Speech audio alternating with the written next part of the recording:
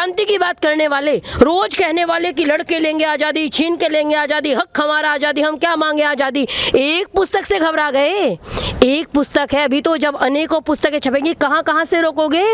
अरे अंतिम जीत हमारी होगी, घोषित ये परिणाम है, और उनको कौन हरा पाएगा जिसके रक्षक श्री राम है। तुमने पुस्तक लिखी, हमने कुछ नहीं कहा, क्योंकि हमको पता है तुम्हारी पुस्तक पढ़ता कौन है, लोग उसको फाड़ेंगे और समोसे खाने के ही काम आने वाली है, क्योंकि तुम्हारी औकात इतनी है। वामपंथी मतलब क्या, पढ़ा लिखा कोई व्यक्ति होगा। अब गाँव में जाके आप एक बार वामपंथी कहो तो लोग कहेंगे अरे बुलाइयो जरा, ये मूर्ख आदमी कौन आ गया है। क्यों? क्योंकि इन्होंने बना लिया वैसा, इन्होंने देश को गाली देना परम धर्म बना लिया, इन्होंने ताहिर हुसैन को तुरंत निर्दोष बता दिया। इनसे पूछो तुम कौन हो, तुम वकील हो, तुम जज हो, वैसे तो ये संविधान को मानेंगे।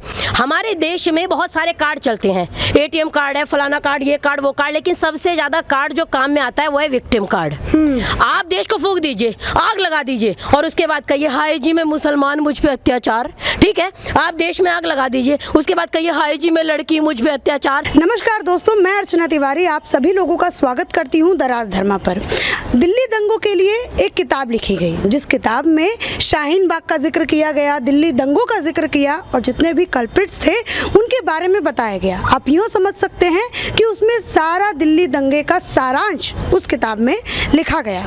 और उस किताब की लेखिका थी वो मोनिका अरोड़ा थी, जिन पे इंटरनेशनल प्रेशर बना इतना ज़ोर से कि जो पब्लिशिंग हाउस जिस किताब को छाप रहा था उसने बिल्कुल मना कर दिया कि हम आपकी किताब को नहीं छाप सकते, क्योंकि हमारे ऊपर भी प्रेशर आ रहा है।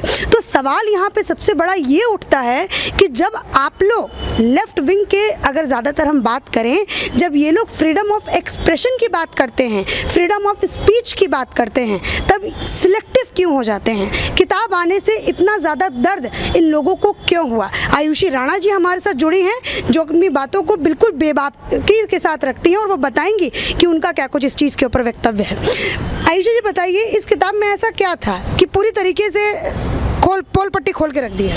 एक पुस्तक, हाँ। जो लोग वामपंथी लोग दिल्ली में तो सबसे ज्यादा बैठे हैं और रोज नारे लगाते हैं कि बोल किलब आजाद है तेरे, बोल किलब आजाद है तेरे जैसे नारे लगाते हैं, और रोज नारे लगाते हैं कि हमको अभिव्यक्ति की स्वतंत्रता है। देश को गाली देने को भी वो लोग डिफेंड कर ले जाते हैं कि हमको व्यक्ति की स्वतंत्रता है।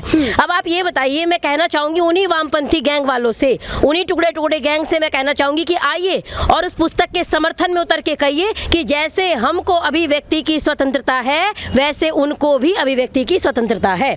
आप देश तोड़ने के लिए स्वतंत्रता चाह सकते हैं। जब दिल्ली दंगे कर रहे थे, जब शाहीन बाग को बनाया था, और जब उस शाहीन बाग को क्रांतिकारी घोषित किया जा रहा था, क्रांतिकारी तो मैं इनको कहती नहीं, क्रांतिकारी घोषित किया जा रहा था, उस रवीश कुमार से भी मैं कहना चाहूंगी, जब आपकी बात आएगी, जब आपकी गलती आएगी तो इनको दिखेगा बेरोजगारी, तब ये शिक्षा की बात करेंगे, तब ये हॉस्पिटल की बात करेंगे। जैसे ही दिखा कि हमारी गलती नहीं है, तुरंत आक्रामक हो जाते हैं। आप एक पुस्तक से डर गए, बोल किलब आजाद है तेरे आप ही का नारा है। मैं उसी को कहना चाहूंगी कि हमें भी बोलने की स्वतंत्रता है। अगर एक पुस्तक मोनिका अरोड़ा जी ने लिखी और सच्चाई लिखी है, सत्यता लिखी है, मिथ्या भाषण नहीं लिखा है, अगर सत्य, तुम कहते हो कि हमारा दंगे में कोई हाथ नहीं था, तुम्हारा किसी भी विदेशी कंपनी से कोई कनेक्शन नहीं था, तुम्हारा किसी भी देशद्रोही के साथ कोई भी कनेक्शन नहीं था, तो घबरा क्यों रहे हो? सच्चाई लिखी है, किसी की गलती नहीं है। और जितना भी हमारा सेक्युलर गैंग है जो हम कहता है कि हमको तो इन सब से कोई मतलब नहीं है, जो दोषी है उसको फंसना चाहिए, वो लोग भी कहें कि अगर एक पुस्तक छप रही है तो एक पुस्तक से घबरा गए। क्रांति की बात करने वाले,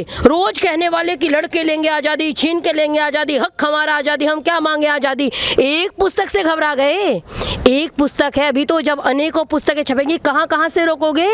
अरे अंतिम जीत हमारी होगी, घोषित ये परिणाम है, और उनको कौन हरा पाएगा जिसके रक्षक श्री राम है। उनको कौन हरा पाएगा जिनके रक्षक श्री राम है। एक पुस्तक को रोकने से, पहली बात वो छपनी अब हो गया, दूसरे प्रकाशन ने कहा हम छापेंगे, कब तक दबाओगे, कब तक दबेंगे? कोई नहीं दब रहा। वो पुस्तक मैं आज अखबार में पढ़ रही थी, इतनी बुकिंग हो गई कि उनकी वेबसाइट ही क्रैश हो गई। इतनी बुकिंग हो गई उस पुस्तक का, तो आपने इतना प्रचार कर दिया, जो नहीं पढ़ना चाहता था वो भी पढ़ेगा। इतनी बुकिंग हो रही है, लोग एडवांस में कह रहे हैं हमको भी चाहिए, हमको भी चाहिए, हमको भी चाहिए। तो मैं ये कहना चाहती हूँ, वामपंथियों बहुत दिमाग वाले बनते हो, कम से कम इतना दिमाग लगाते इस पुस्तक का, तो इतना प्रकाशन कर दिया, इतना वो लोग भी नहीं कर पाते। इतना प्रचार कर दिया जितना वो लोग भी नहीं कर पा रहे थे, जिनको नहीं पता था। घर घर पहुंच गया कि दिल्ली दंगों की एक स्टोरी आई, एक पुस्तक आई है मोनिका अरोड़ा जी की। पहली बात तो मोनिका अरोड़ा इतना बड़ा व्यक्तित्व है कि उस नाम के कारण ही लोग पुस्तक खरीद लेंगे। दूसरी बात, दिल्ली दंगा, जिन्होंने ये किया। एक शाहरुख कितनी दबंगई से यहाँ पे बदतमीजी कर रहा था, अब इनकी सच्चाई खुल के सामने आई तो घबरा क्यों रहे हो? ताहिर हुसैन, ये सारे जितने भी है, अभी तो आम आदमी पार्टी का भी पूरा षड्यंत्र मिलेगा, देखना। क्यों? क्योंकि इनका सारा गैंग फंसता हुआ नजर आ रहा है। जितने बच के भाग रहे थे ना, मोदी जी से जवाब मांगते हैं, फलाने से जवाब मांगते हैं। अगर मोदी जी की पार्टी का छोटा भी कार्यकर्ता कुछ कहे तो मोदी जी जवाब दें, और इनकी पार्टी के पार्षद फंस रहे हैं, उसकी अगर कॉल हिस्ट्री निकल रही है तो किस किस का नाम आ रहा है, सब खुल के आएंगे। इसलिए इस पुस्तक से केवल वामपंथियों को चीड़ नहीं है, ये जितने ऊपर से लबादा ओढ़ के बैठे हैं ना देशभक्ति का, जितने ये क्रांतिकारी बैठे हैं, इन सबको फंसने का डर है। इसलिए इस पुस्तक को छपवाने से मना कर रहे थे। और मैं फिर कहूंगी कि हार तो तुम्हारी निश्चित है, क्योंकि गलत हो और असत्य कितना भी उछल ले, लेकिन अंत में जाके पराजित ही होता है। आप असत्य हैं तो पराजित होंगे, निश्चित है। ठीक है। अब जैसे अभी ये जो दिल्ली दंगों पे जो किताब लिखी गई, ऐसी ही किताब, ऐसी नहीं कहूंगी, लेकिन हाँ, शाहीन बाग के ऊपर भी एक किताब लिखी गई थी, जिसमें ये बताया गया कि ताहिर हुसैन जो है वो निर्दोष है। ताहिर हुसैन ने कोई गलती नहीं की है उस किताब में। और जो ये जो प्रोटेस्ट चला था शाहीन बाग में, उसको, उस किताब का नाम ये था protest to a movement. Shaheen Bagh protest to a movement उस किताब का शीर्षक रखा गया। तो एक बात बताइए, इस किताब के बारे में ये लोग कुछ नहीं कहते। जब ये किताब छपती है तो ना राइट विंग के कुछ लोग कहते हैं, कुछ भी नहीं कहते, ना जो न्यूट्रल लोग हैं वो कुछ नहीं कहते, वो कोई आवाज़ नहीं उठाते हैं। भैया उन्हीं लोगों को कहना था कलम से कलम को जवाब देना चाहिए, किताब से किताब, और जब किताब से जवाब दिया जा रहा है तो आज उनको दर्द हो रहा है। क्यों? ये वामपंथी गैंग बड़े कहते हैं कि पहली बात तो इनकी एक विशेषता है, जब इनकी गलती होती है ये खुद ही जज, खुद ही वकील और खुद ही सब कुछ, ये खुद ही है। खुद ही दोषी, खुद ही निर्दोष साबित कर लिया, खुद ही इन्होंने उसको क्रांतिकारी बना दिया, खुद ही इन्होंने शाहीन बाग को इतना बड़ा प्रोटेस्ट बना दिया जैसे पता नहीं कितने बड़े ये क्रांतिकारी हो। इन्होंने खुद ही शाहीन बाग को एक बहुत बड़ा, ताहिर हुसैन को एक बहुत बड़ा निर्दोष बता दिया। पहली बात, जिसकी छत से इतना बड़ा विस्फोटक सामग्री मिली हो, जिसकी छत से तेजाब की बोतलें मिली हो, उस दुष्ट को मैं तो कहूंगी कि देशद्रोह में ऐसा अंदर डाले कि दोबारा बाहर ना आए जेल से। ऐसे व्यक्ति के साथ तो इतनी बुरी हालत करनी चाहिए, दोबारा कोई दंगे करने की सोचे भी ना। दिल्ली जैसी राजधानी को इन्होंने क्या बना दिया, बिल्कुल ऐसा लग रहा था ये बिल्कुल आफत मच गई, पता नहीं कहाँ आ गए। सीरिया जैसा देश बनाना चाहते हो क्या तुम लोग? एक को निर्दोष बता दिया। और एक पुस्तक, तुमने पुस्तक लिखी, हमने कुछ नहीं कहा, क्योंकि हमको पता है तुम्हारी पुस्तक पढ़ता कौन है, लोग उसको फाड़ेंगे और समोसे खाने के काम आने वाली है, क्योंकि तुम्हारी औकात इतनी है, हो गई है। पहले लोग वामपंथी मतलब क्या, पढ़ा लिखा कोई व्यक्ति होगा। अब गांव में जाके आप एक बार वामपंथी कहो तो लोग कहेंगे अरे बुलाइयो जरा, ये मूर्ख आदमी कौन आ गया है। क्यों? क्योंकि इन्होंने बना लिया वैसा, इन्होंने देश को गाली देना परम धर्म बना लिया। इन्होंने ताहिर हुसैन को तुरंत निर्दोष बता दिया। इनसे पूछो तुम कौन हो, तुम वकील हो, तुम जज हो? वैसे तो ये संविधान को मानेंगे, वैसे ये कोर्ट को मानेंगे, वैसे ये सुप्रीम कोर्ट की वकालत करेंगे, वैसे ये हाई कोर्ट की वकालत करेंगे, वैसे लोकतंत्र की बात करेंगे, और ताहिर हुसैन जो सबूत के साथ पकड़ा गया उसको निर्दोष ही बता लेंगे। इससे बड़ी खूबसूरती इन वामपंथियों की क्या होगी? और तुमने निर्दोष बताया, लेकिन पूरा देश और पूरी दुनिया जानती है कि वो निर्दोष था या नहीं था। हम लड़े नहीं क्योंकि हमको पता था सत्य क्या है, दुनिया जानती है। हम एक पुस्तक से घबराए नहीं क्योंकि हम डरते ही नहीं है। तुम एक पुस्तक से घबरा गए, इसका मतलब चोर की दाढ़ी में तिनका। ठीक है। आम आदमी पार्टी का मैं एक और यहाँ पे बात आप सभी को बताना चाहूँगी, और आप आयुषी जी आपसे एक सवाल भी पूछना चाहूँगी कि आपको याद होगा कन्हैया कुमार का जो चार्जशीट दबाने वाले जो व्यक्ति थे वो केजरीवाल जी थे। ताहिर हुसैन के लिए भी जो चार्जशीट को दबाने वाले व्यक्ति हैं वो केजरीवाल जी हैं। उन्हीं के पार्टी के ताहिर हुसैन, उन्हीं के पार्टी के अमानतुल्लाह खान, जो कि इतने ज़्यादा मार्जिन से जीते और इतने, मतलब उनको भी माना गया था कि उन्होंने ताहिर हुसैन को सबसे ज़्यादा सपोर्ट भी किया था और उनके लिए वो खड़े भी हुए थे। और आज वो जेल के बाहर हैं, आज उनके ऊपर कोई आरोप नहीं है, लेकिन फिर भी आम आदमी पार्टी दिल्ली के लोगों के लिए सबसे बढ़िया पार्टी। क्यों?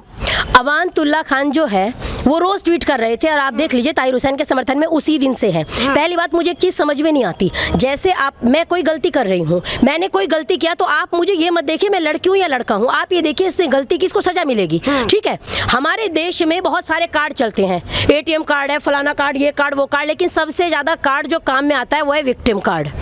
आप देश को फूंक दीजिए, आग लगा दीजिए, और उसके बाद कहिए हाय जी मैं मुसलमान, मुझ पे अत्याचार। ठीक है, आप देश में आग लगा दीजिए, उसके बाद कहिए हाय जी मैं लड़की, मुझ पे अत्याचार। मुझे ये समझ में नहीं आता, बराबरी की बात करने वाले लोग, आप देश को, हम कभी जातिवाद से नहीं तोड़ते, हम तो कहते हैं तुम जातिवाद से तोड़ोगे, हम राष्ट्रवाद से जोड़ेंगे। हमने कभी धर्म की बात नहीं की, हम कभी मत मजहब की बात नहीं कर रहे, लेकिन तुमने खुद कहा उसको मुसलमान होने के कारण फंसाया जा रहा है। जब दिल्ली दंगे के अंदर उनके यहाँ पे इतने पत्थर क्या हमने रखे थे जाके? हमने रखे। उनके यहाँ पे एक अफसर की हत्या हो जा रही है पास में, वो हमने की थी क्या जाके? तब आपको समझ में नहीं आया कि आपको फंसाया जाएगा, तब आपको, इनको समझ में नहीं आता। दरअसल जो केजरीवाल जी हैं, ये आप क्यों पसंद आ रहे हैं मैं बताती हूँ आपको। हमको ये लगता है कोई फ्री दे दे, चाहे हम मेरे से आप 10 रुपए लीजिए, मैं 100 रुपए लीजिए, मुझे फ्री में दे दीजिए, और चाहे आप उसके डबल वसूल लीजिए, लेकिन मुझे वो दिखेगा कि उन्होंने 100 रुपए मुझे फ्री में दिए थे, उसको चुनाव में वोट दे देना है। सबसे बड़ी समस्या हमारे देश की ये है। दूसरी समस्या हमारे देश की जातिवाद। हम जब डॉक्टर ढूंढते हैं तब जाति नहीं देखते, जब हम कोई अच्छा अपने बच्चों को स्कूल पढ़ाने जाते हैं तब जाति नहीं देखते, लेकिन जब हम चुनाव में जाते हैं उस समय हम देखते हैं कि मेरी जाति का है या नहीं है। सबसे बड़ा दुर्भाग्य देश का ये है, इसलिए देश गर्त में जा रहा है। आप एक बात बताइए, ये फ्री में दे दिए और आज जो डबल वसूल रहे हैं उसका क्या? दिल्ली को जैसे कोरोना आया सबसे ज्यादा हालात खराब दिल्ली के हुए, सबसे ज्यादा लोग, यूपी इतना बड़ा स्टेट है लेकिन योगी बाबा ने जिस तरीके से संभाला पूरा देश उनकी प्रशंसा कर रहा है। योगी बाबा ने जो जैसे वहां पे कानून व्यवस्था को संभाल रखा है पूरा देश प्रशंसा करता है। जैसे गुंडों की आतताइयों की छाती पे बिल्कुल पैर रख के खड़े हैं ना अंगद वाला, वैसे पूरा देश प्रशंसा करता है। लेकिन एक पढ़ा लिखा अपने आप को कहने वाला खिताबी कीड़ा जो अपने आप को कहता है, जो देश के नाम पे, तिरंगे के नाम पे, जो आज़ादी के नाम पे, जो कांग्रेस को हटाने के नाम पे गठबंधन नहीं करेंगे जी, बच्चों की कसम खाते हैं के नाम पे आए थे, आज उनके अगर झूठ गिनना शुरू करोगे तो मुझे लगता है मशीन ही ठप हो जाएगी, उनके झूठ खत्म नहीं होंगे। पूरी दिल्ली को फूंक दिया। और मैं आपको एक बात बताती हूँ, सबसे अच्छा कार्य क्या है? आप वही है ना कि आप इधर के लगते रहें और उधर के हो जाएं, सबसे अच्छा वो व्यक्ति है। ये ऊपर से दिखाएंगे हम बहुत बड़े देशभक्त हैं, बहुत बड़े देशभक्त हैं, बहुत बड़े देशभक्त हैं, लेकिन ये जो अंदर से है वो पूरा देश जानता है। इनके एक एक बयान उठा के देख लीजिए, क्यों इनको पाकिस्तानी मीडिया में हीरो बनाया जाता है, आपको पता लग जाएगा। बाकी कुमार विश्वास इनकी पोल खोलने के लिए काफी, आपने उनको सुना भी होगा।